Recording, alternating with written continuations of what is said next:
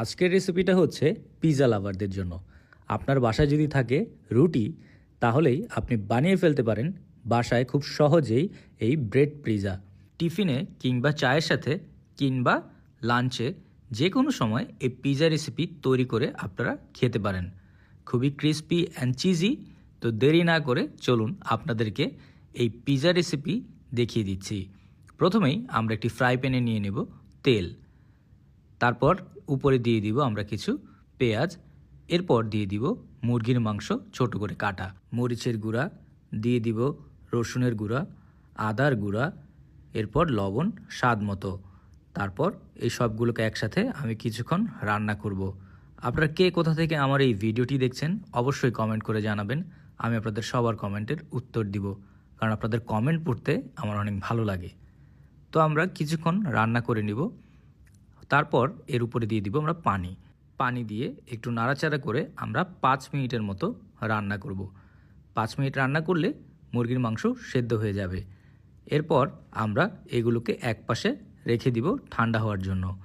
তারপর আমরা নিয়ে নিব রুটি। আপনার বাসায় যদি বাসি রুটি থাকে সেই রুটি দিয়েও এই রেসিপি তৈরি করতে পারবেন। টমেটো সস এই রুটির গায়ে ভালোভাবে আমি লাগিয়ে নিব। রুটির চারিপাশে আস্তে আস্তে করে লাগিয়ে নিতে হবে, যাতে রুটির চারিপাশে সস ভালোভাবে লেগে যায়। এরপর দিয়ে দিব আমাদের রান্না করা মুরগির মাংস আমরা রুটির চারিপাশে দিয়ে দিব। তারপর যেসব উপকরণ না দিলে পিৎজা কমপ্লিটই হয় না, ক্যাপসিকাম দিয়ে দিতে হবে কুচি করে কাটা।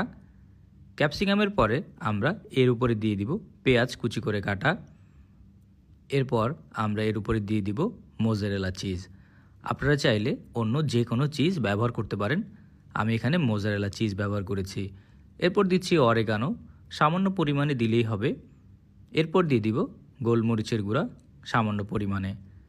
এরপর এগুলোকে আমরা কিছুক্ষণ ফ্রাই করব। তার জন্য আমি একটি তাওয়া গরম করে নিয়েছি। তাওয়ার ভিতরে আমি ব্রেডগুলোকে দিয়ে দিব।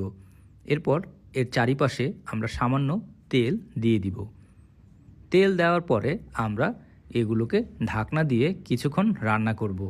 আমরা ততক্ষণ পর্যন্তই রান্না করব যতক্ষণ পর্যন্ত এর ভিতরে দেওয়া চিজ গলে না যায়। চিজ গলে গেলেই বুঝতে হবে আমাদের রান্না হয়ে গেছে। দেখতেই পাচ্ছেন কি সুন্দর ব্রেড পিৎজা তৈরি হয়ে গেছে।